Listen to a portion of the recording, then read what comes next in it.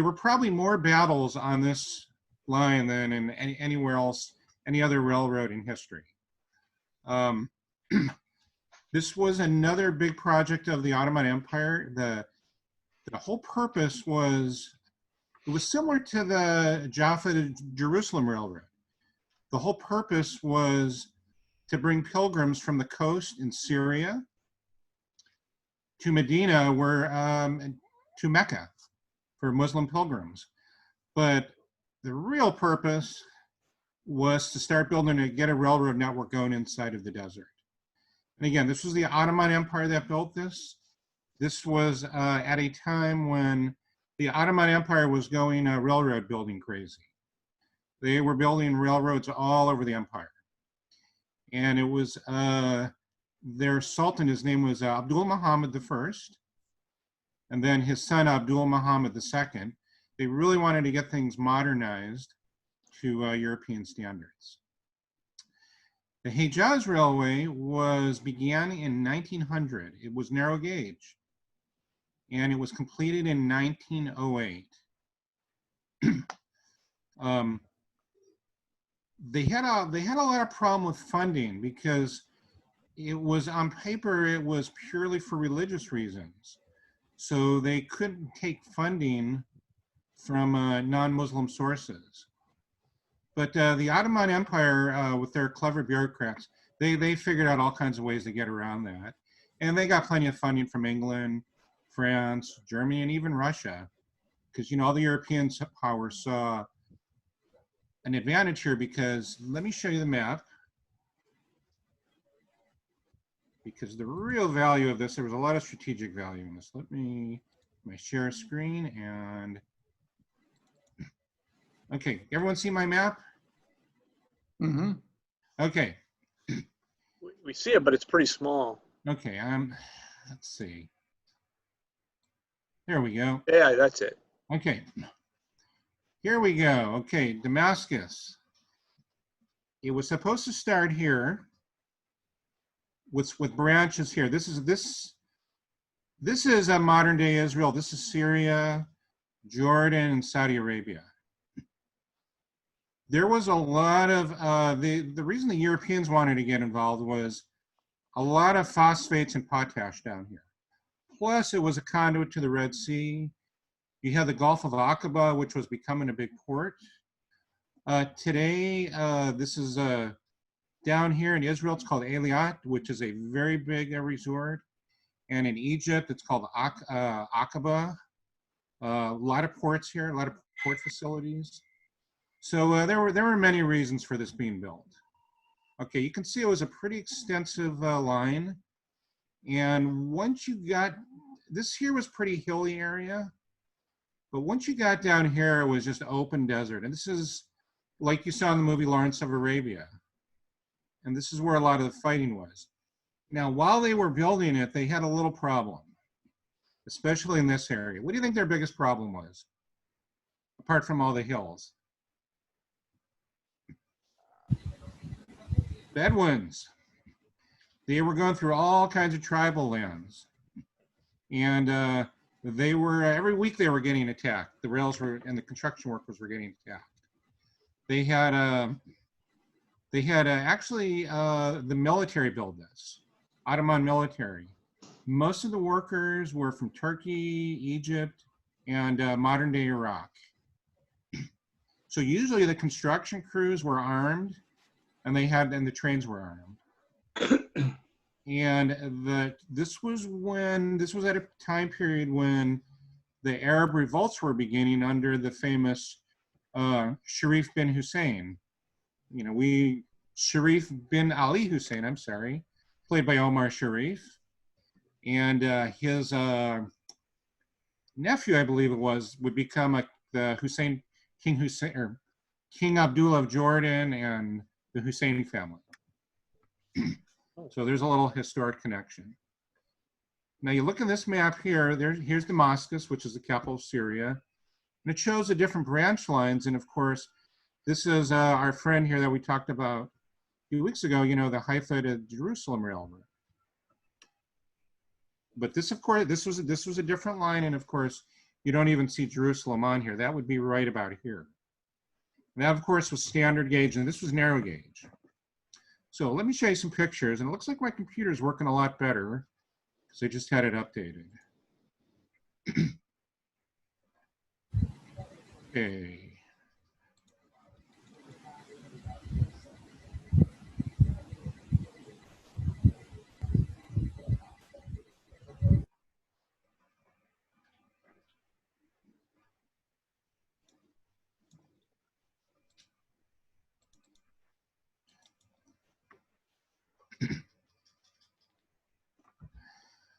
Okay, this was what most of the line looked like.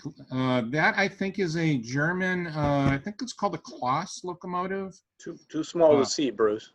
I'm sorry? Too small to see. Oh, okay. Just seeing the thumbnail there. Wow. Open the picture. Yeah, you're gonna have to double click on the picture. And, Yeah, double click on the picture. How's that? Okay, let me go back. You might be sharing the window, not sharing the app or the screen. Okay, let me go back there. Double clicking. It looks like it wants to open. How's that? Any better? Hasn't opened yet. No, we're not seeing anything except the the thumbnails. And, thumbnails, yeah. yeah. So you got to get us the right. Yeah, double click it, and my computer's saying you're a share screen sharing. Okay, You here, got let me try. to share the right thing though.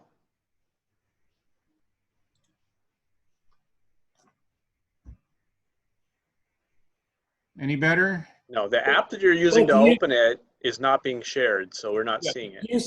Do you see it on your computer as a large picture? Right now I have the thumbnails, but when I just showed it to you, it was large. Okay, so when it's large, when you have it open large, you're gonna have to share that window and not the other window. Okay, let me try that.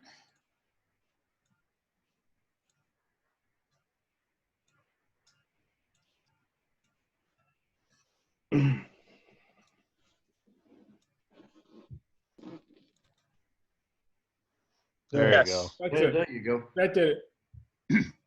Okay, I'll just do with each one, but it seems to go pretty quick. Okay. This is an idea of the terrain that they were looking at. You can see all the railroad ties, and as they built this, they just had to move along, lay down the rails, and just keep moving along. Once they got out of that area, what we now of Jordan, Israel, the Judean hills, this was the Hejaz, the desert. And I believe that's a German locomotive. I think they're called a Kloss locomotive. And yeah, it looks like those are the prototypes for the Bachmann ON30 ore cars. I have a bunch of those.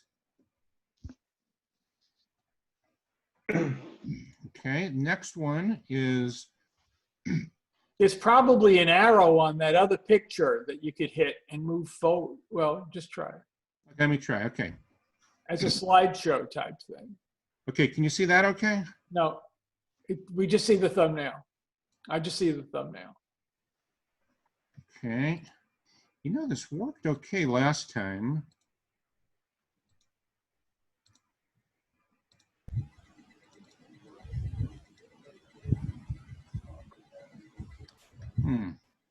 So you're still not seeing that, are you? No, It looks like we're only seeing the Windows Explorer yeah. app and not your desktop. Yeah, not work. share your whole screen or something.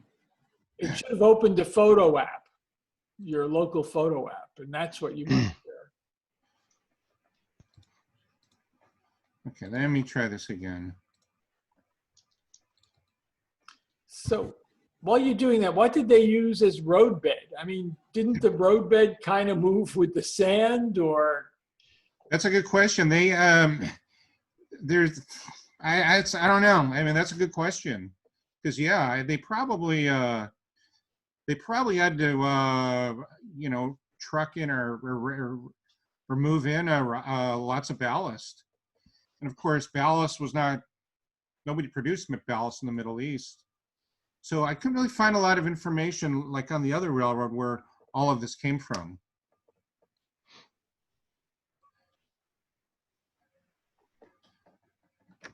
Any better? No. Eh.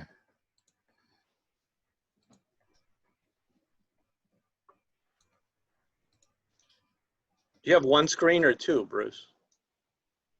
I've got, well, I mean, when I do share screen, I got a bunch of things open. No, you have one physical monitor? Yeah, yeah. Why don't you just share that? When you go to share, pick the whole monitor. Don't pick the app. Okay, so how do I do that?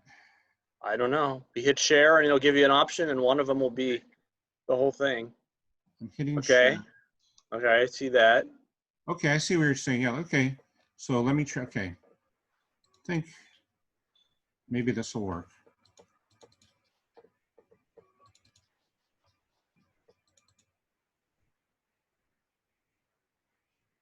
That looks promising. Yeah. If you make it big for you, it's big for us. So Yeah. that Yeah. works. Oh, perfect. Double Okay. out. I just Now you learned have something. your arrows, Okay. Bruce, where you can highlight those arrows going to the On right, the bottom right. back to your main screen. There you go. Okay, okay. Okay, anyways, this is the terminus. This is in Medina, Saudi Arabia. That's the old station. Today it's a railway museum. It's called the Hejaz Railway Museum. If you could hit the zoom in once, make it a little bit bigger. Okay. Go. No. The plus sign. There you Yeah, go. right there. Yeah, okay. Okay. Now, that's fine. Classic Ottoman architecture. Okay, now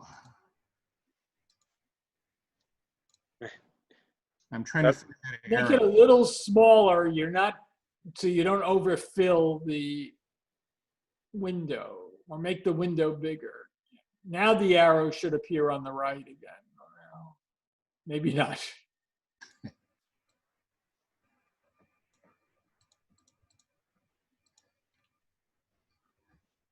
Yeah.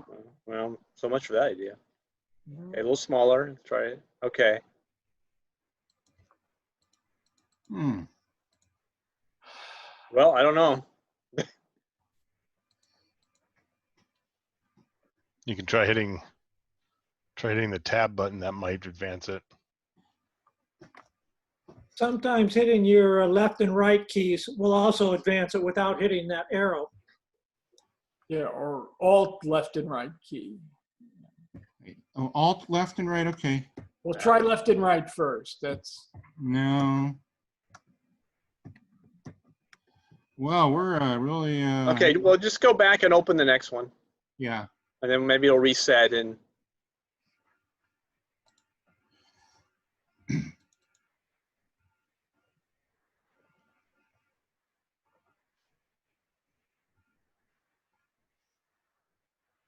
the arrow's there, so don't mess with anything. don't mess with anything. Yeah. Okay.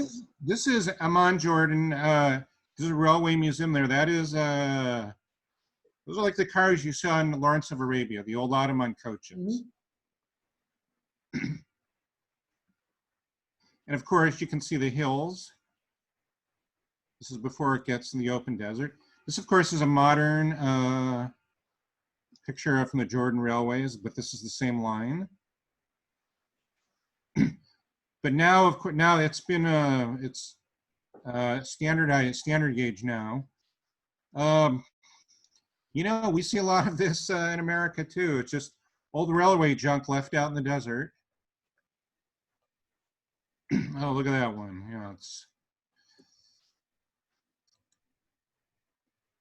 okay. This is opening day. There's all the Ottoman and Bedouin officials. That, I believe, is a Swiss locomotive. I think they're called BLRs. Looks like it's got a Belpaire firebox on it. Yeah, yeah, yeah. You know, it's got those portholes there.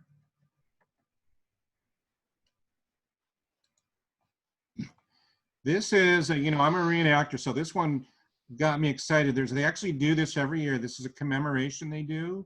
where they have soldiers dress up in, the Ottoman uniforms.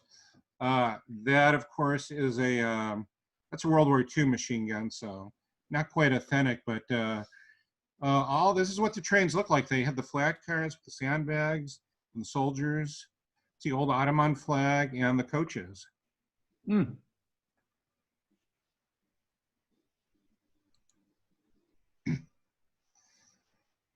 Somewhere, this reminds me of, I was in 1982.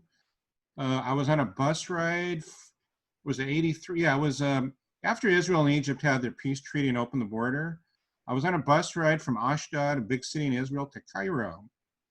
And I was in the Egyptian territory in the Sinai. And there was a branch line that came out from Gaza. And it was just about miles and miles of locomotives and rolling stock that were basically bombed in the Six-Day War. Just miles and miles of rusted trains and rolling stock. But you could see the tracks where they were bombed and the locomotives that were blown up. I do, somewhere in my collection, I have those pictures on the old slides. Okay, this is Amman, Jordan, their big railway station. No, that's Syria. Dera, Syria. That's that was the terminus in Syria, near Damascus. Again, the beautiful Ottoman architecture. Okay, that of course is from Lawrence of Arabia, the famous scene where they blow up the locomotive. I have no idea who that beautiful woman is, not my wife, but because I've never been here. This is in Jordan. That is look at that locomotive, isn't that something? I think that's Swiss. But this is a museum you can go to today. Again, Amman, Jordan. This looks like a colorized picture from the 20s. And I see an airplane up there. As I'm showing you, the quick history too, I did mention was that, the railway really, of course, saw its prominence in World War I. Used by the Ottoman Empire to truck and move troops and supplies throughout the desert. Not only did they have to deal with the British, but they had to deal with the Bedouins.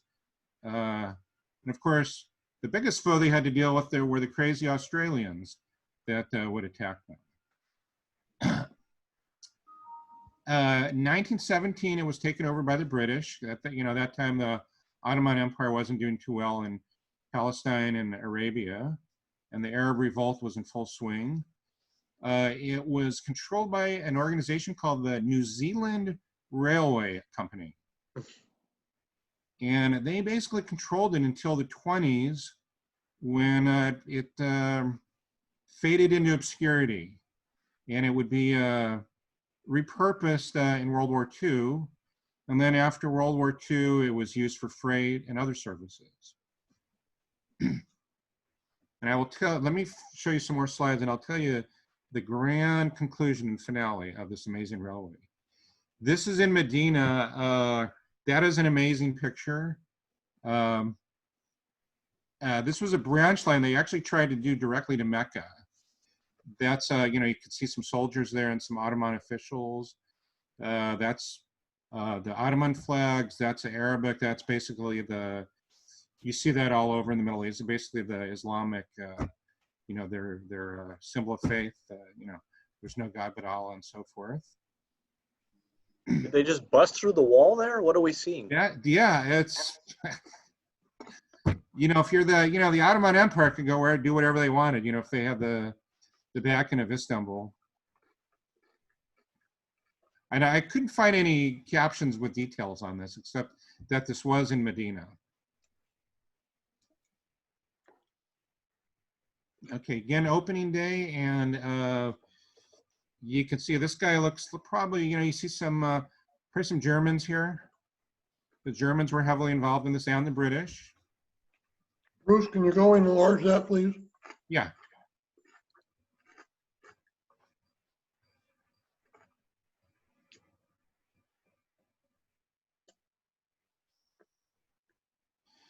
Now, I'm a Turkish history, Ottoman history is one of my things. This looks like Mustafa Kemal, you know, who was the founder of modern Turkey. I'm just noticing this right now. That is him, actually. Oh. That's some elegant graffiti on the side of that car. Yes, yes, it probably means don't touch this or you're going to go to a deep, dark Ottoman prison and meet the jailer. I'm sorry, so this is in the 20s? This is actually, no, this would be, I'm sorry, this would be, you know, 1913, 1914. Because Kamal was just a general then. I mean, Yeah, he was a governor general of Palestine. oh, he was? Okay, I didn't realize that. Thank you. Yeah. Yeah, and in fact, he was so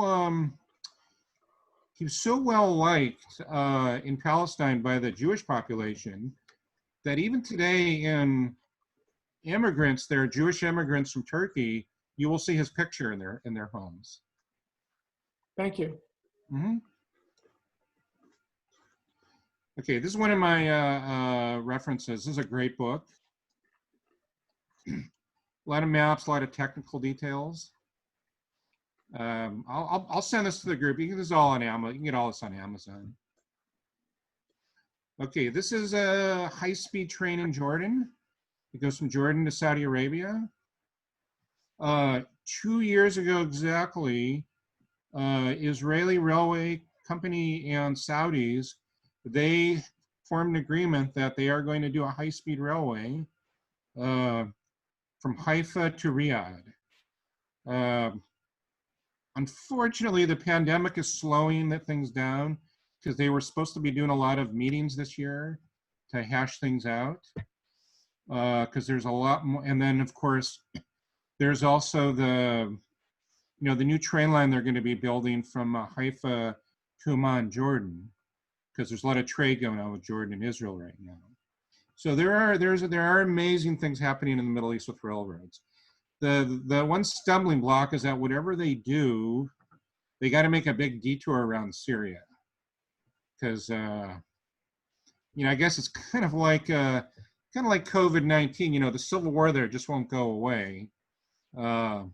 Everything else is getting a little better, and of course, there's a lot of prosperity on the Gulf.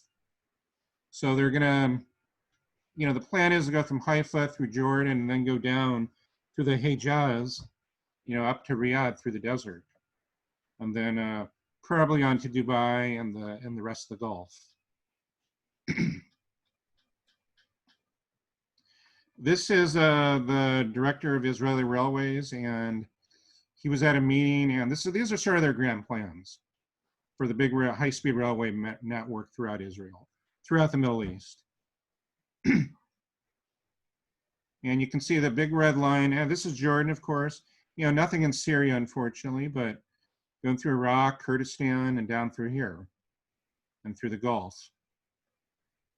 They would, they would love to have it go through to Turkey, but you can't really get there, right? There's, you got Iran and Syria blocking that. There are some political implications there. Yeah, I kind of want to stay, kind of stay down here. Things are a little more peaceful, a lot more prosperity down here. This is a opening poster, 1907.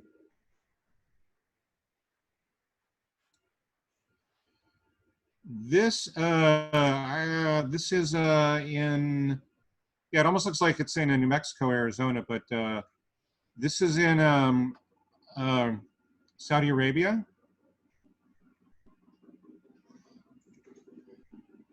And we have a couple of Blackhawks flying overhead right now. Not sure if that's a good or bad sign.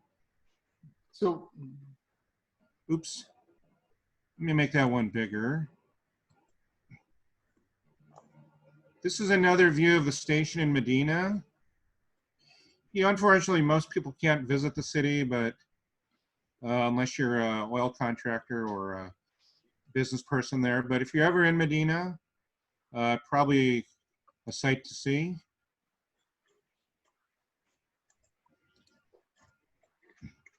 Okay, let me make, this is a,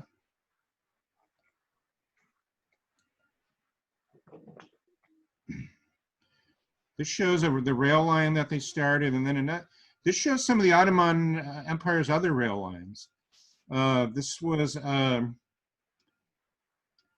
famous Baghdad to Berlin railroad they wanted to build. That's a whole other story, you know, going through up here into Greece. But that's probably hurting everybody's eyes, including mine. Another very good book. Okay, I show this slide. This is in Israel, Haifa. This is one of the Hejaz locomotives, very beautifully preserved in Israel. Since I did my last lecture, you know, I found out that there's a big club in Israel, a big model railroad club. They're doing a lot of restoration work.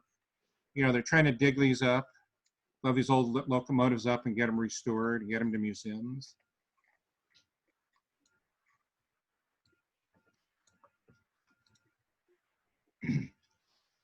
It's the same museum there in Haifa. Okay, this one is, oops. Okay. This is in Amman, Jordan. No, I'm sorry. This is in the Medina station. That's not a really good picture, but this is one of those locomotives, one of those Class locomotives. Okay, now one of the most famous battles that this railroad was involved in was called the Battle of Beersheba, which is a big city in Israel. This is one of the locomotives that's just been recently restored. This is a monument to the Ottoman soldiers. Every year there's a ceremony with Israeli and Turkish, British, Australian, New Zealand officials. This locomotive, the story I was told was they dug this up out of the desert about 5 years ago. They've restored it, and if they can get money, they want to run it. And this is the old rail station you can see. Is that a Brit locomotive?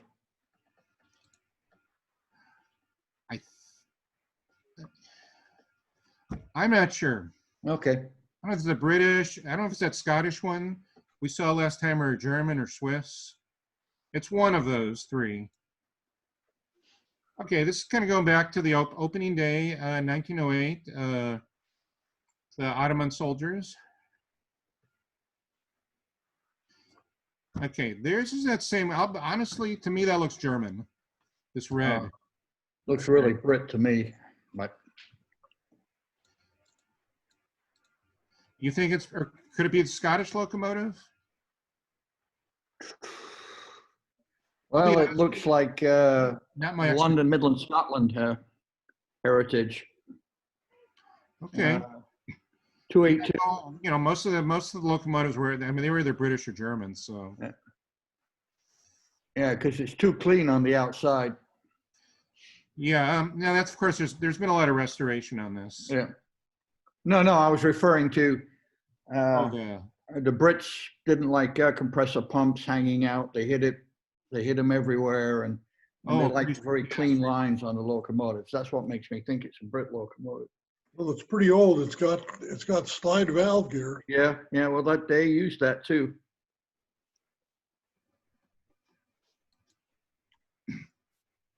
another picture of that monument. Just threw that in. Okay, this is Amman, Jordan. This is, I think this probably right after World War I, I think. You can see them hauling some pipes.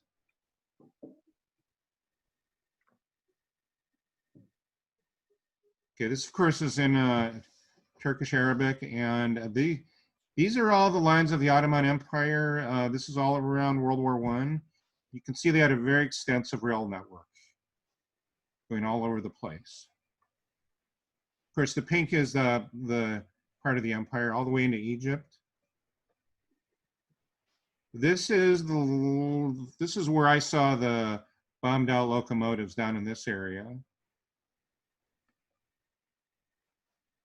These are medals struck for the opening in 1908.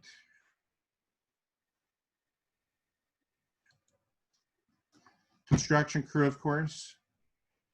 You know, one of the biggest issues they had was, you know, the Middle East is filled with these wadis, and you know, they couldn't go. I mean, they just couldn't keep putting curves in the track. So I don't know the before and after this picture what they put under here, or if they just left it like that and kept their prayers going. What's really interesting about this picture is it looks like a rail car right here, or some sort of a maintenance of way vehicle. I'll try to enlarge that right here. Push the picture over. That's it. But one thing I find interesting, being a military historian, all of these workers, they're all soldiers. They're all wearing uniforms.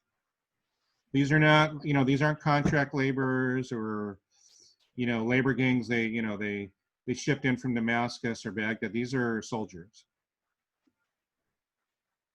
And what I was reading is the soldiers that worked on the railway, they got double pay,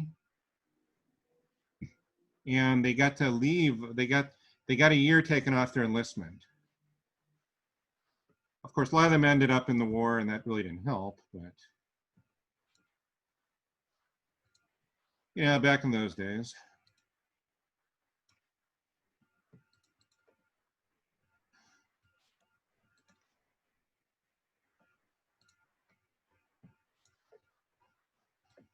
Okay, I'm trying to. I think. Oh. Couple more here. Okay. This is in the Haifa Museum in Israel. This is Hejaz Railway.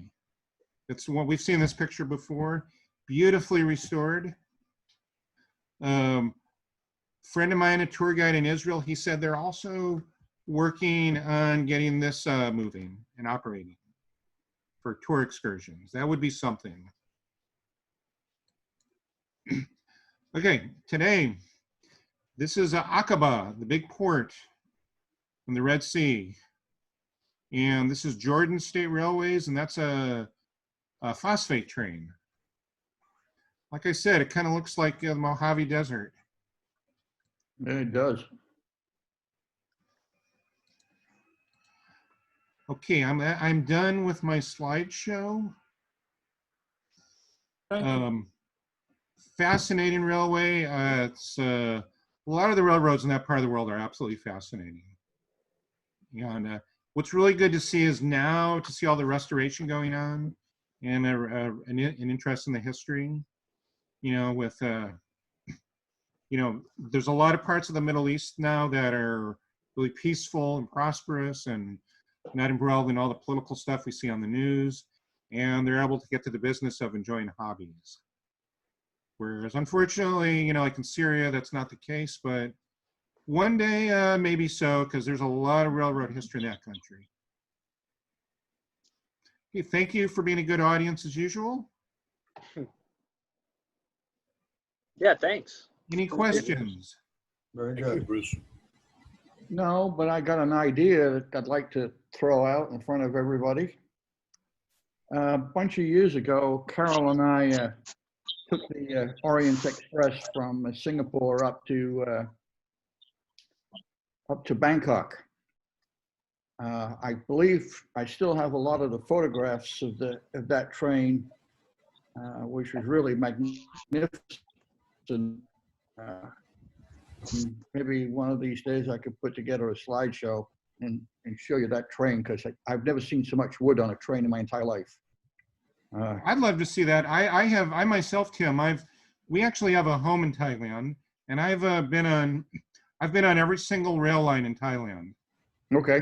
One day I'm going to do a lecture on that one day, because the State Railways of Thailand is the oldest rail network in Asia. It predates Japan. But Well, another time, whole other subject. I'll tell you a little story about the railways in Southeast Asia, in particular in Vietnam. during December of '72, which was an operation called Linebacker 2 Yeah, yeah. at the time. There was a big marshalling yard right by, let me see. And the B-52s went in, and I guess the marshalling yard was 1.5 miles or 2 miles long. And when they got through with it, the only thing that was left was the entrance track on the west side and the exit track on the east side. Everything else in between, it was gone. You know, when I first went to Vietnam in 1996, you could still see a lot of the bombed out railway bridge. Yeah. I mean, it's all changed now. Everything's fixed, and Yeah. they've got a good rail system now. But yeah, even up into the 90s, I still saw a lot of that. Yeah, it was, I mean, it's just like, if you took a before and after picture, it was like, there was these two tracks that were separated by like a couple of miles, and that was it. It was nothing. Oh, well, sins of an early life.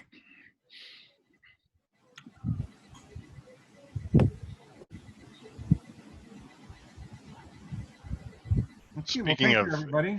Speaking of railways in Asia, there was a show on TV the other night that it was like in the 800s or something on my TV channels, which is way out of the range of anything but just surfing around.